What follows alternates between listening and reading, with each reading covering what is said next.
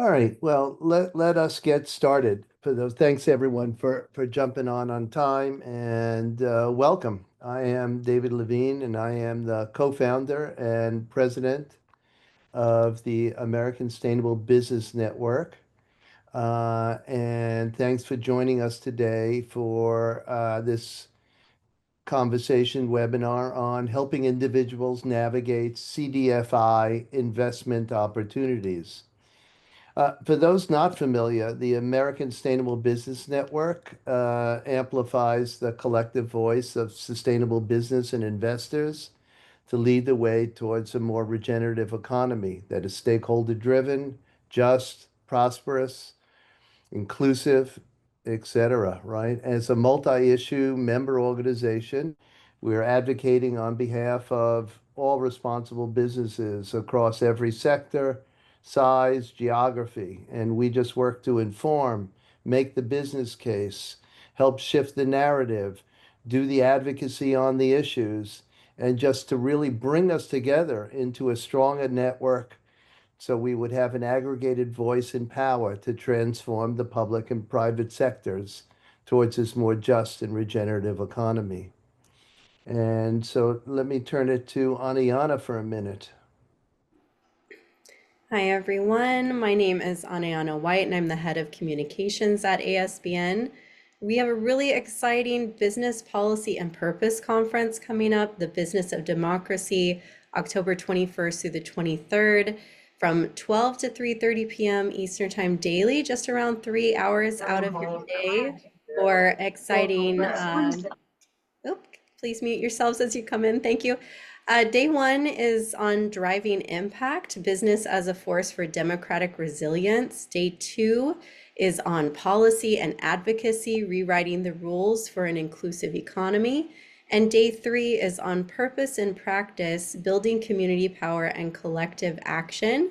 I wanted to highlight very briefly that we have 50% off our annual membership for new members to ASBN who come on by October 20th before the conference, plus free conference registration for all members and their teams. So if you join ASBN as a member, then all of your team members plus yourself can attend the conference for free.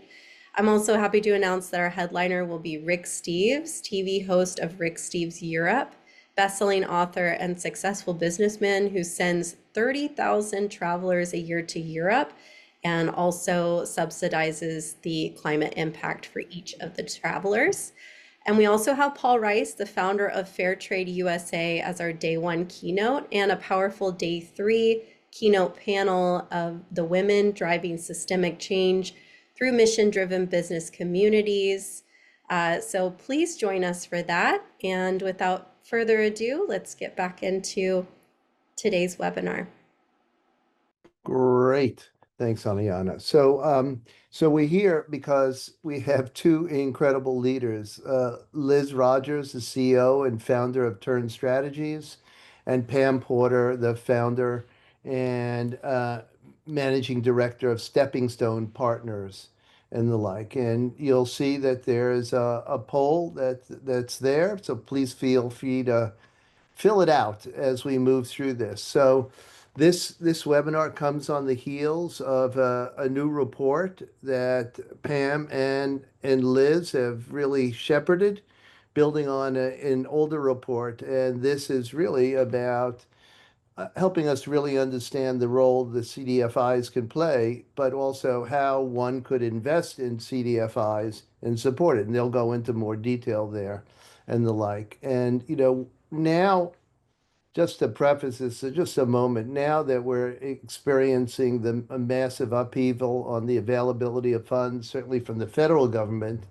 as well as the ripple impact that that's having on financial institutions, we believe that this is an even more important time to advance community financing solutions. And certainly CDFIs are a key tool in the toolbox. So let me now just turn it to Liz and Pam to take it from here. Hey, thank you, David, so much. Yes, Liz and I are just thrilled to be partnering with ASBN. They're just a terrific partner in this work. We have a really robust agenda for you that you see on this slide.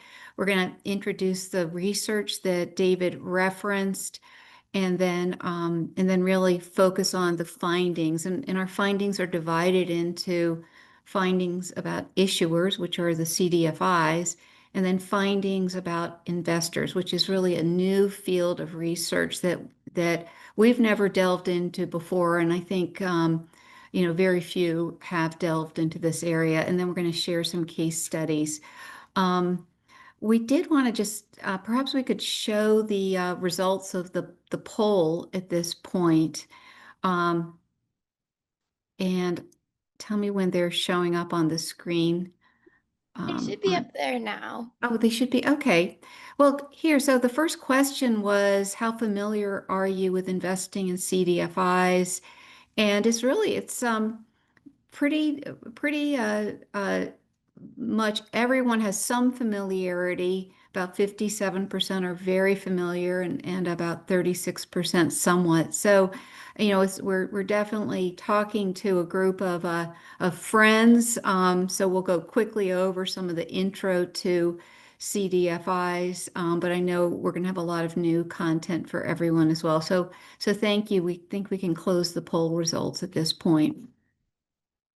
So, just moving on, as David indicated, this topic is really important for for ASBN, we're happy to say, but also for the community development ecosystem that Liz and I both have been working in for a long time. And what we really know is that the investors out there in the world, whether it's individuals or asset managers or mission-driven organizations such as religious institutions or healthcare institutions or foundations, are really looking for ways to align their investments with their values. Values alignment has become a really, really important area, and we see investment advisors mentioning this a lot. And CDFIs are a perfect way to do this, we believe, because they're deeply embedded in their community and offer a really compelling impact return on investment. And so what has really driven the work that Liz and I are doing, and we're excited to present today, is because we think it's really important for individuals, foundations, family offices, and investment advisors to understand the CDFI opportunities that are available today. And so with that, I'm going to turn it over to my colleague Liz to start us off with a disclaimer.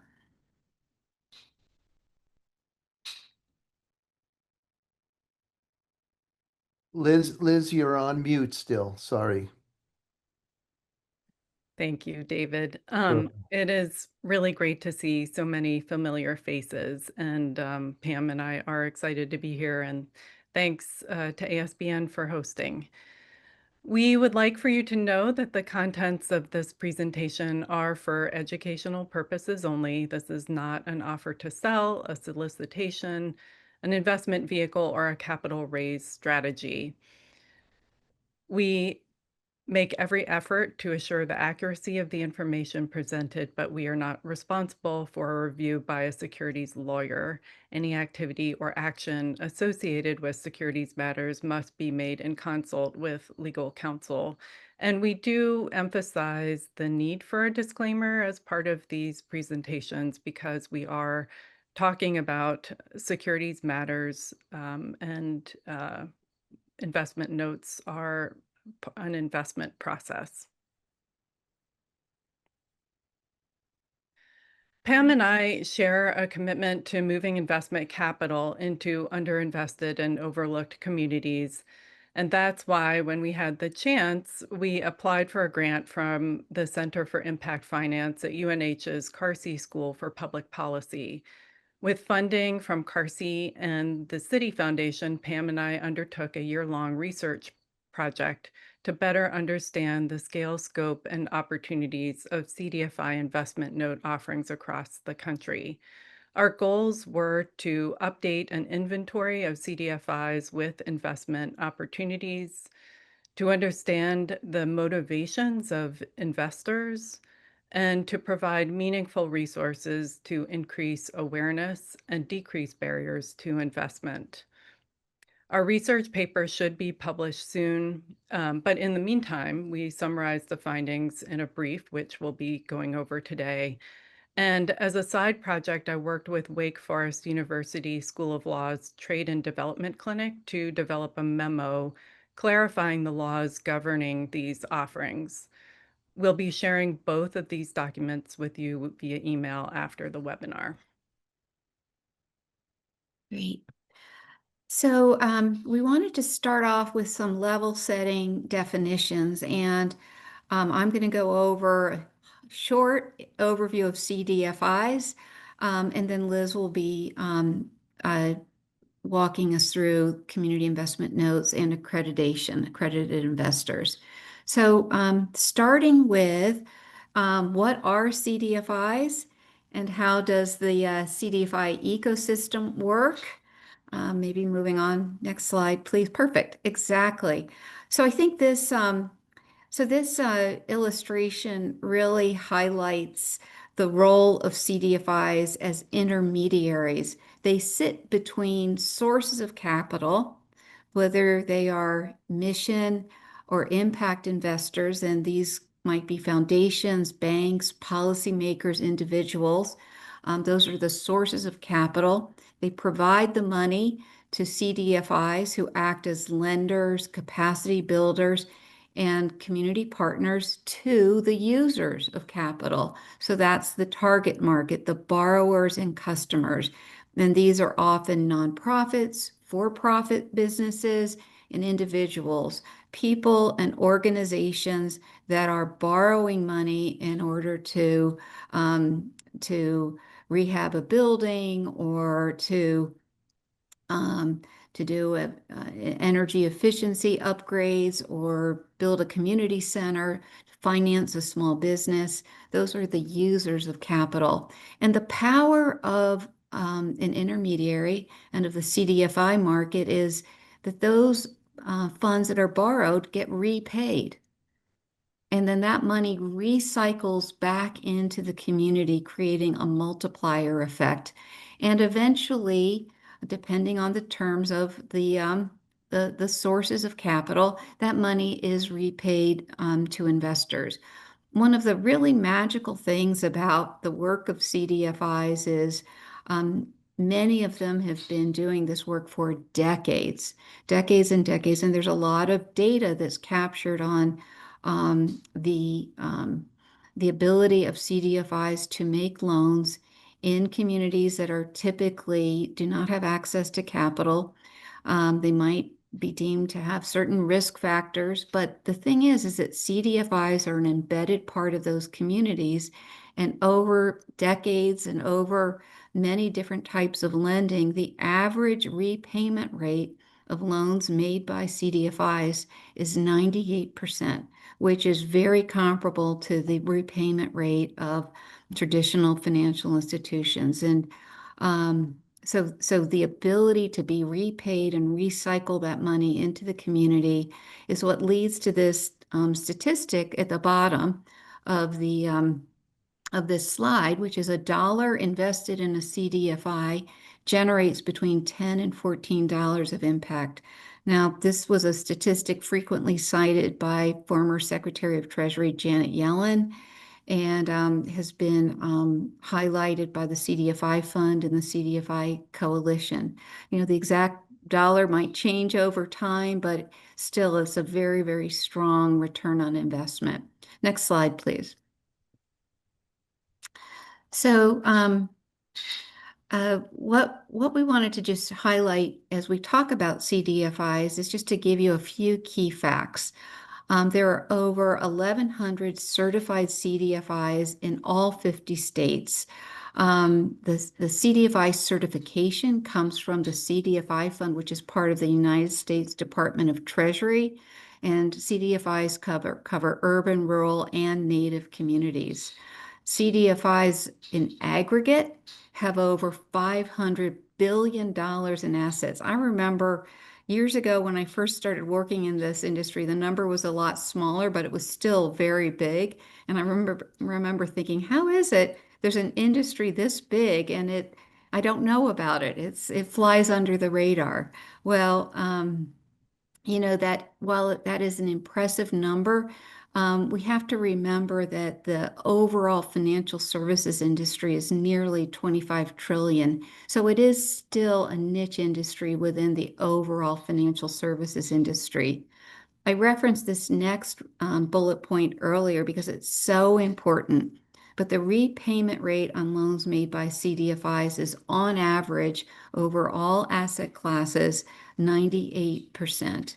This is comparable to banks. It's much better than online lenders, and it really does enable the capital to be redeployed into the target markets, generating that multiplier effect that we talked about on the last slide. I think some of the secret sauce is that CDFIs are accountable to their target market. They are mission driven.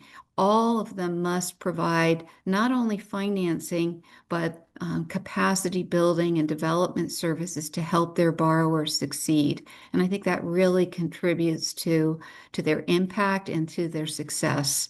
And since we are really focused on investors today, the repayment rate to investors is close to 100%. I would like to say 100%, but unfortunately, there's no actual industry data on this, but this is what has been reported to us by active CDFI investors, by investors who have invested for literally decades, who can say they've done 80, $100 million of investment into CDFIs and have never had a loss. So we can't guarantee that, but that is time and time again the reported experience of CDFI investors. Next slide, please. So, just as we think about where do investments in CDFIs fit, this graphic comes from the Heron Foundation, and it really outlines a continuum of impact investments from, on the far left side, grant support, all the way to the right side of this graphic, market rate investments, private equity. And really where we're talking about with CDFIs is fixed income, either below market or market rate. They can be either. It's sort of an interesting thing. Until recently, the interest rate on CDFI investments was actually higher than treasuries. Right now, it's a little bit below treasuries, but it fits in that fixed income category. They are like CDs. They are not. They do not have FDIC insurance, but they act as a fixed term, fixed rate instrument that pays interest to the investor, and the intent is that at maturity, the investment is either repaid or in many cases is reinvested, rolled over. So with that, Liz, I'll turn it over to you. Thanks, Pam. So what are investment notes? They are general unsecured obligations issued through a securities offering or investment note offering. And what is an offering? An offering is a sale of a security, the terms of which are set forth in an offering memorandum or prospectus that describes the issuer, the securities being offered, the benefits, risks, financial and legal considerations, and the process of investment. Investment notes are recognized by contractual agreements between issuers and investors who are expecting a return, and therefore they do fit into this broad definition of a security under the Securities Act of 1933. Next slide. CDFI notes are an important source of flexible, low-cost patient capital for CDFIs who are dependent on capital like that so that they can make loans to their borrowers and keep costs low. They provide a structured mechanism for investors to engage with CDFIs, and they also provide a wonderful pathway through CDFIs for investors to gain a better understanding of how local economies work. And I think that's one of my favorite parts of investment note offerings. As an investor, you get to see up close where your money is going, the kind of impact that it's having, and you can have a conversation with the CDFI, with the issuer. There are also standardization and efficiency benefits that come with a formal offering. Next slide. Most CDFI investment note offerings are for non-accredited or all investors, according to responses to our survey. But many CDFIs opt for the legal protection afforded by working with accredited investors only. And they do this for a variety of reasons, but it can be related to the kinds of investments and loans that the CDFI is making, or how they are structured as an organization, or even where they are located.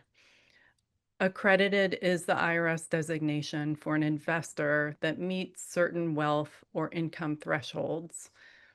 Individuals who are accredited have assets greater than $1 million, excluding their primary residence, individually or with a spouse or partner, or 200,000 individually or 300,000 with a spouse or partner in income in the prior 2 years, with the expectation of the same in the current year. Accredited entities must have assets or investment holdings greater than 5 million. The assumption is that accredited investors with significant assets can take on greater risk, and it's also assumed that they have investment experience and professional investment advice. Next slide, please. Let's now turn to our survey findings, starting with the issuers. In this case, the issuers are CDFIs. And in our brief, we list 99 CDFIs from 36 states that offer investment opportunities. This list was compiled from multiple sources, including prior research by Stepping Stone Partners in collaboration with ASBN, and reports from investors about CDFIs they invest in, and from our new survey data. We also did an in-depth study of CDFI issuers and discovered that 28 reported offering investment notes, and those 28 CDFIs have a combined 1.04 billion in notes capital under management.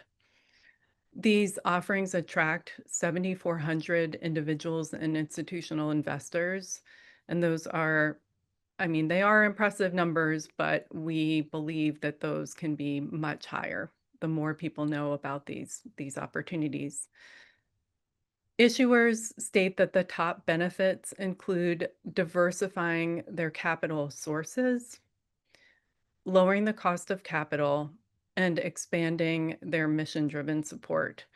One of our CDFI respondents said, "Our note offering brings in valuable low-cost capital and raises our profile in the eyes of other organizations in our industry when they see the breadth and depth of the individuals and organizations that have chosen to invest in us." And Pam, turning it back to you with a new slide. Pam, you're on mute.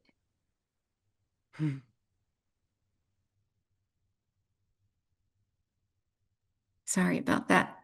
We also found that there's some significant variation.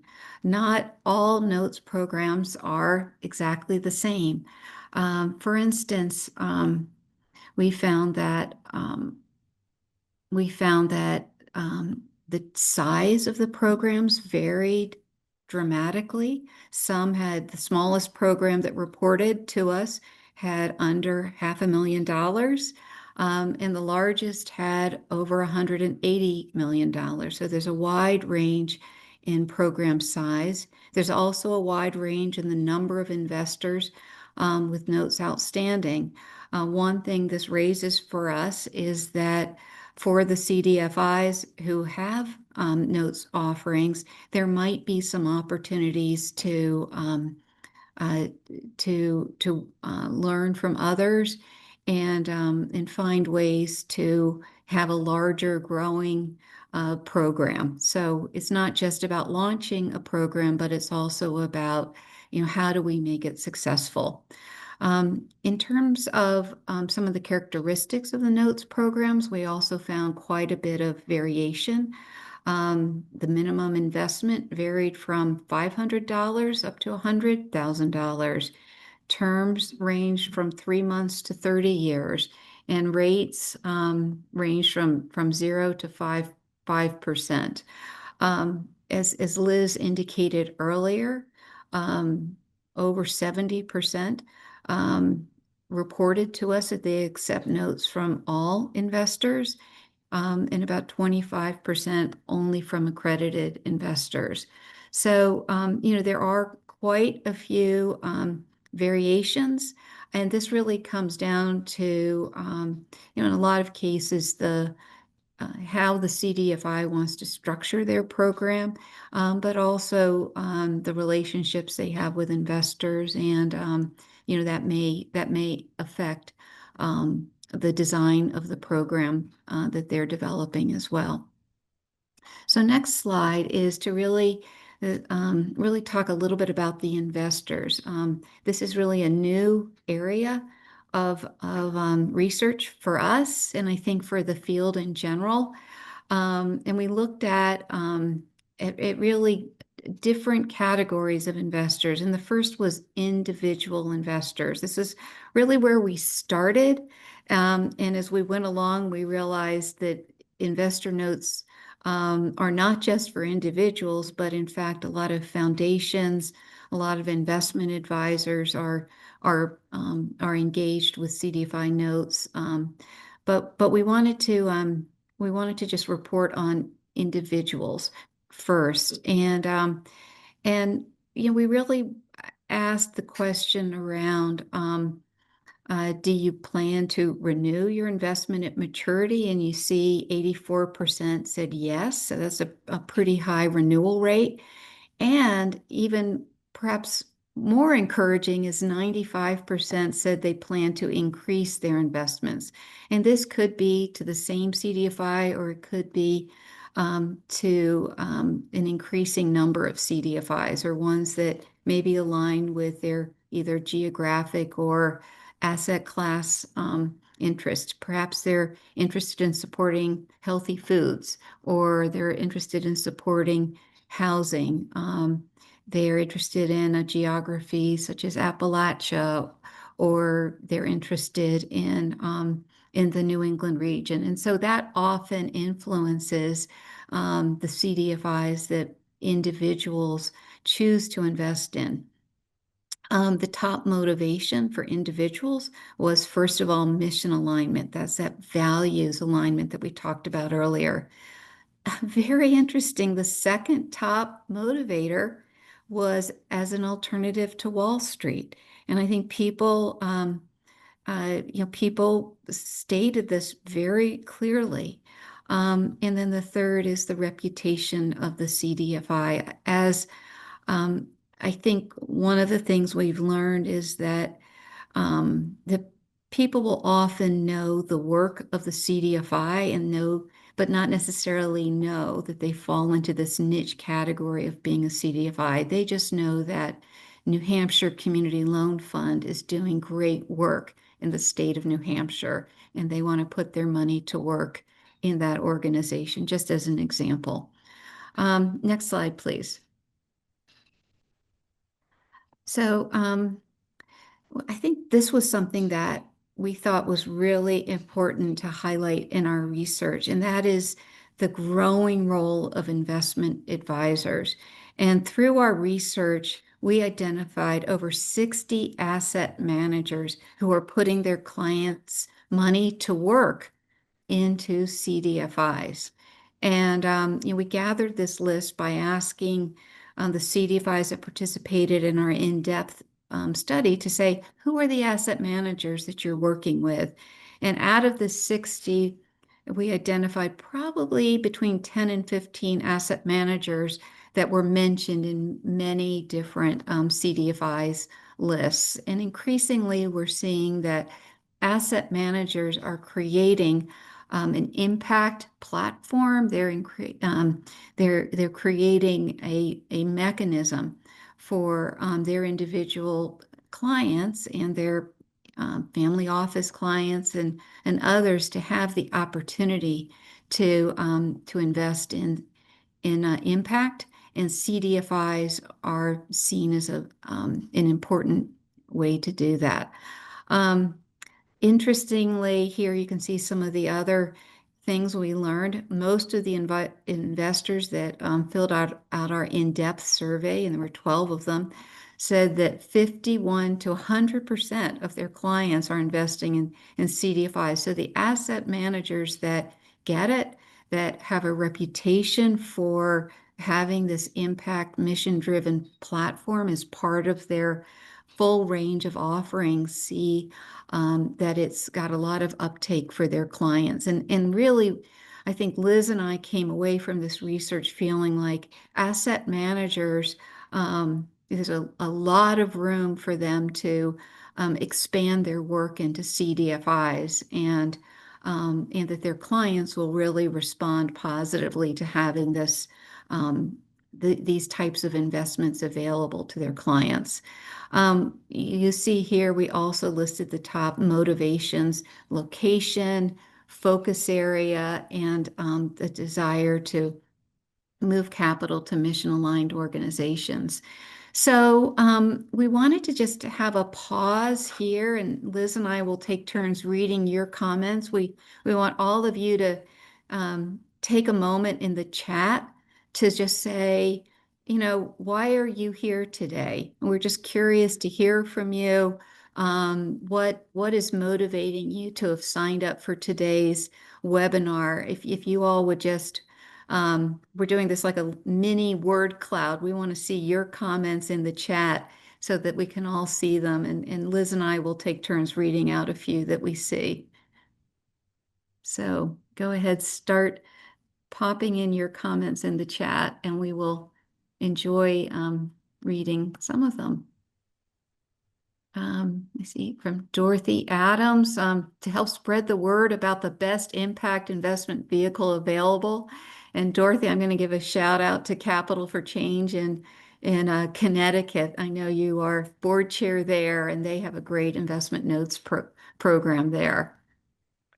And Anna, hi Anna, I know you love CDFI notes as much as I do, and Pam does.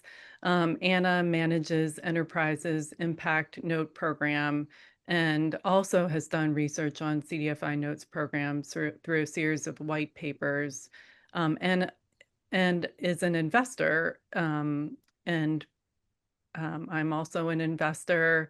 It's hard not to, jump on the bandwagon right when you begin to get more involved with these programs. And we do reference Anna's work in our brief. Right, and we're seeing a few folks, Juanita, Tate, our CDFIs, learning about new ways to reach investors and gather additional capital for their CDFIs. And we see an advisor here seeking CDFI opportunities. Yep, hopefully you're going to learn a lot here today.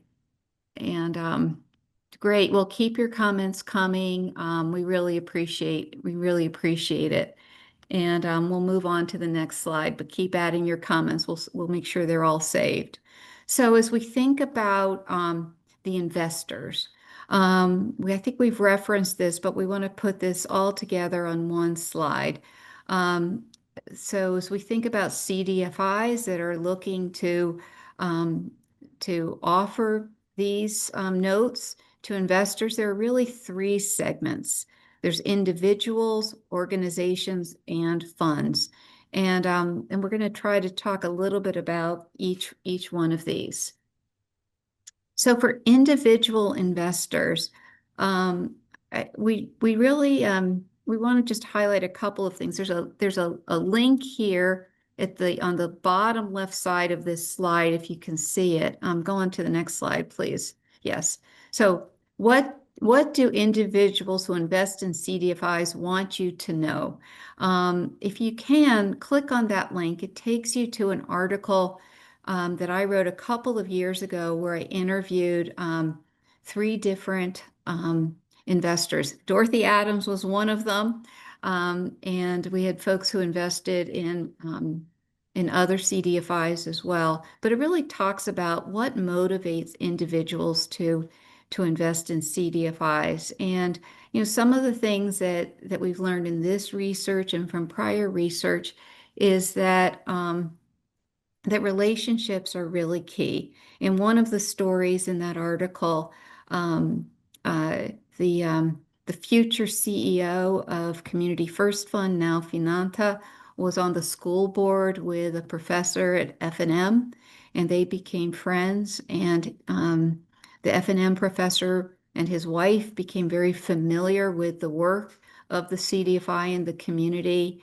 and became investors. And they talk about how much they enjoyed reading the newsletter and going to visit the businesses that CDFI was funding. And Dorothy's got a great story about how she came back from Europe, having been in the venture capital world, and saw the work of CDFIs and just thought, hey, this makes such a smart investment, and everyone should know about it. So we really wanted just to bring those voices to life for you. And one of the other things is that, individuals are really important for the relationships that they bring, but also for the introductions that they can make to investment advisors, to endowments or philanthropies. There's a great story about one CDFI that was very popular in its state with individuals, and they were able to make an introduction to that CDFI to the university, the state university in that state, to get an investment from the endowment of that university. So individuals are really important. Another person we interviewed introduced the work of CDFIs to her investment advisor, and that created the inroad for that investment advisor to create an entire platform that now many of their clients participate in. So individuals play a really important role. Next slide, please. And organizations are very important investors as well. A lot of times, I think CDFIs think if I'm working with a foundation or a bank or a nonprofit, I have to have a very, I have to have an individual loan agreement that's, I've got to get the lawyers involved. It's very expensive. It takes a lot of time. And I think Liz referenced this earlier. The investment note offering, it's already set up. There's a simple intake form that collects information. There's a standard promissory note. There's a system for paying interest, for renewing the notes. And so, I think in our research, we found that some of the biggest programs out there are with CDFIs that direct their foundations, the PRIs that come into them to go into their community investor note program, because it makes it a lot more efficient to manage not just the individual investments, not the small investments, but as many investments as possible, they try to put through the community investor note because it's a very efficient way for them to be managing all of the investment notes that come into their program. And then finally, we really just want to highlight the incredibly important role that asset managers play in investing in CDFIs for their clients. And, is some of the things we heard, it's around impact, it's around values alignment. Um, and, um, and yet, we also know that asset managers often resist CDFI investments because of the perceived risk. I mean, there's a really, really big disconnect between the actual risk and the perceived risk. If you go back to the beginning of this slide, and we talked about the repayment rate that CDFIs have, which is really translates into their asset quality. The fact that 98% plus of loans that CDFIs make in their communities are repaid. That risk is much less than the perceived risk that asset managers can sometimes assign before they know much about this industry. It's really, there's a lot of opportunity to, kick the tires, understand the business model of CDFIs and how well risk is managed. Risk is, not only with the repayment rate, but also with the loan loss reserves and the equity cushion or net asset cushion that they have. So, these are, opportunities for continued engagement with asset managers. And this is an area that Liz and I are really focused on as a follow-on to the research that we've done already. So I think Liz and I wanted to just bring this to life for you with a couple of examples, and then we're going to have a final poll question, and then we want to hear your questions. So Liz, go ahead. So we have 3 short case studies of CDFIs with investment note offerings. The first is Genesis Community Loan Fund, which is based in Maine. Their offering is for non-accredited or all investors. And Genesis focuses on affordable housing and community facilities in their lending and investing. Their offering for non-accredited investors follows charitable organization exemptions of the Securities Act, of the Investment Company Act, and the Philanthropy Protection Act. Their minimum investment is $1,000, and their rates and terms range from 1 year at 0 or 1% to 10 years at 3.5%. And that ranges fairly consistent across a lot of the offerings. They do exclude investors from a limited number of states, and that has to do with their exemption status. And you can find out more at their website. Yeah, great. And Partner Capital is based in Charlestown, West Virginia, and they do primarily small business lending, not only in West Virginia, but in North Carolina and Kentucky.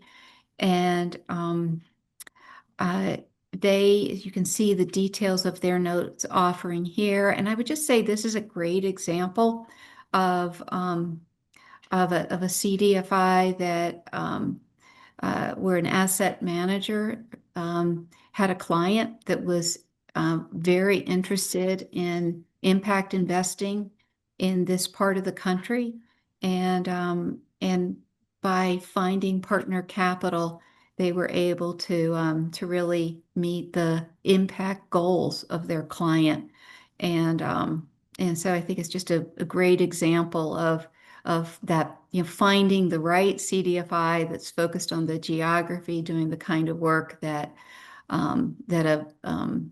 the client of an asset manager had. And Liz, I'll let you do our third one. The third CDFI is Appalachian Community Capital, and they are interesting because they serve as an intermediary CDFI to multiple member CDFIs across the 13-state Appalachian region. They provide capacity building support and also new sources of capital. So they wanted to launch an investment note offering, again, to diversify their sources of capital and lower the cost of capital that then they're bringing to other CDFIs, often smaller CDFIs that may not have the capacity to launch their own investment note offering. This offering is for accredited investors. They follow Reg D 5016C, which allows them to market publicly. They have to confirm accredited status as part of their exemption. And their terms and rates range from 3 years at 2% to 10 years at 3.5%. Great.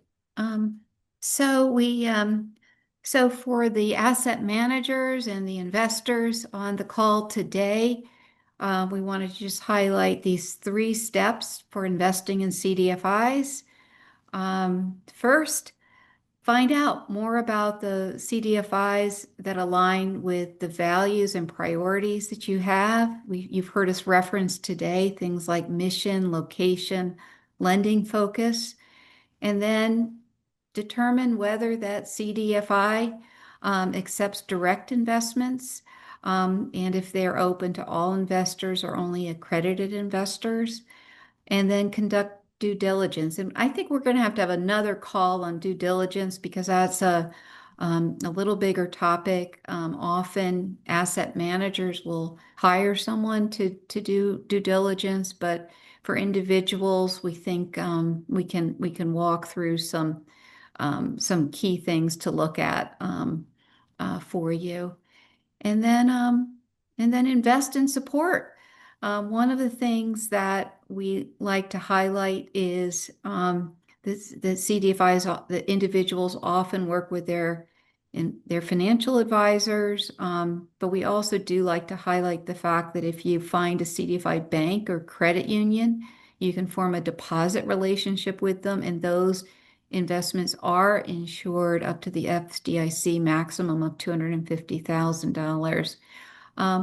And then I think we also really like to encourage people to think about donating to the CDFI as well. A lot of the work of CDFIs is providing technical assistance to borrowers, and that costs money. And so in addition to making an investment on which you earn interest and gets repaid, also consider hitting that donate now button and contributing any amount to support their programs.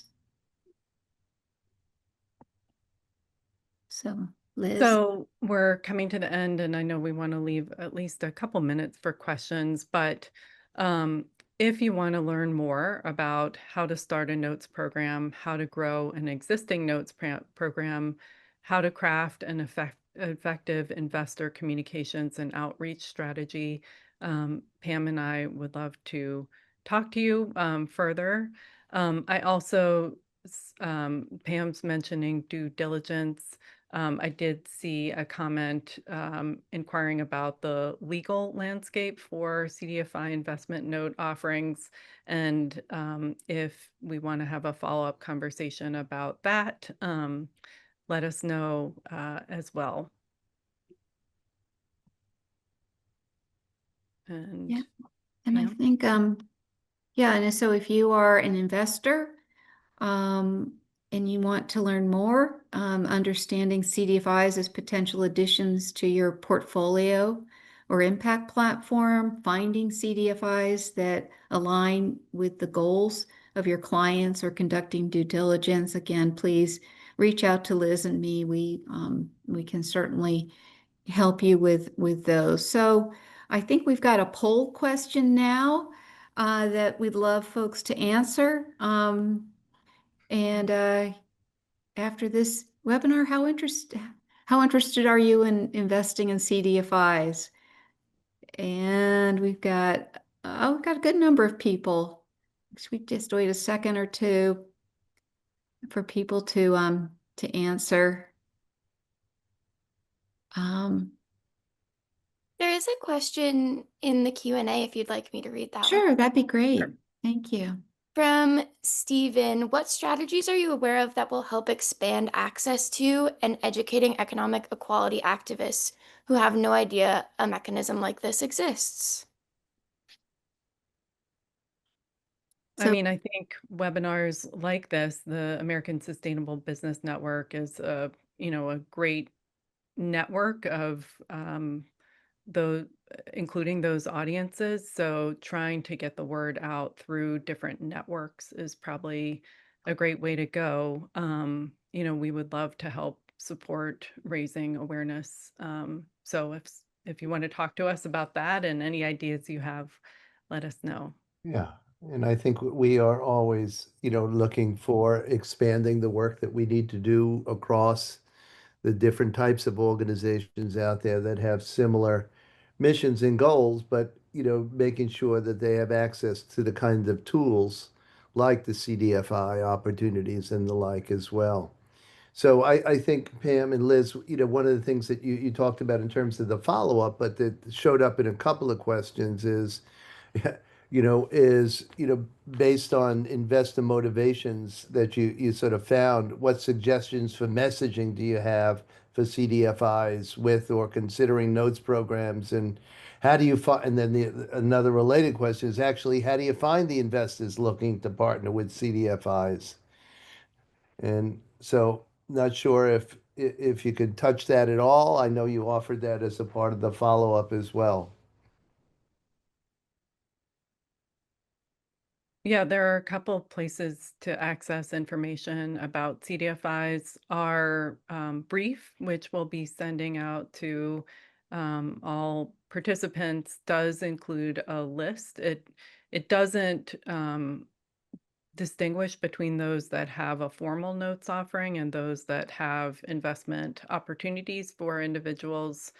But there are ways to learn more, and frankly, we need some more resources to help connect investors to CDFIs and help list out those distinguishing attributes.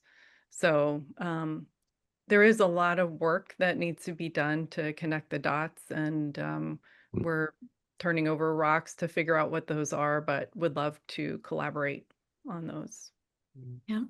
There Yeah, was so another, yeah, go ahead, yeah, I please. was just gonna say, yeah, our paper does list the 99 CDFIs in 36 states. It does have their website. It's organized by state. And in most cases, it has a specific contact person that you can get in touch with. So it's a good starting point. It's a good starting point for finding CDFI loan funds that are open to individual or asset manager investment. Someone was also asking, they've been searching around for and wondering if there's such a thing as a guide to all 50 states' security laws and rules around CDFI notes issuing. They understand that the sort of the cumbersome idea of being able to go state by state. But is there anyone that's tackling, trying to put together that? Yes, and that is certainly an area that I have a lot of interest in. Um, there are some law firms who have that information. I think it would probably be considered proprietary, but I would love to help create sort of an open source resource of those securities laws. Um, my partnership with Wake Forest, we've been exploring some of that as well. So a team of law school students could be a great asset in helping to figure that out. But would love to talk to you. Great. And then actually, this is on the other end of things. Someone's asking, how can nonprofits access CDFIs for revenue and loans? Where do we go? Where do we Mm. start?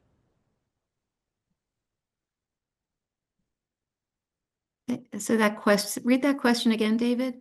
Yeah, it was more at the other end of the spectrum. It says, how can nonprofits access CDFIs for revenue, for loans? Where Ah, do we go? Where do we start? yeah.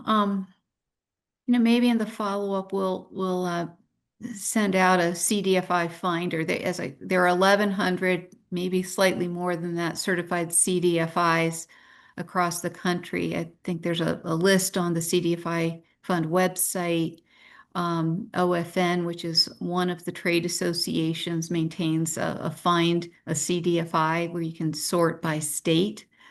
So those are two places to find CDFIs. If you're a nonprofit and you're looking to partner with a CDFI, they are great partners for nonprofits. They help you, if you've got a building project or something. They're just great partners for helping you get financing. And Mhm. I would say either the CDFI fund or the OFN Find a CDFI are great places to start to find a CDFI in your state. I can Great. share the results of the poll. Great, And everyone see we've got lots of people very interested, so that's a good sign.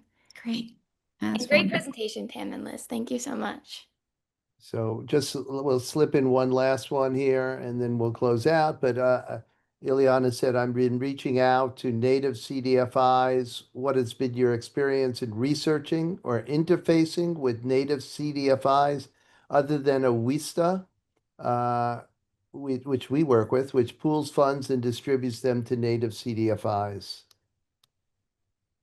Yeah, there's a wonderful trade association called the Native CDFI Network that I'm not even sure quite how many, but probably 50 or 60 native CDFIs are members of, and that might be a great network. Wonderful group of people who lead that network. Pete Upton chairs it. Kristen Wagner runs a lot of the programming. They've got a great team there. So I definitely highly recommend getting in touch with Native CDFI Network.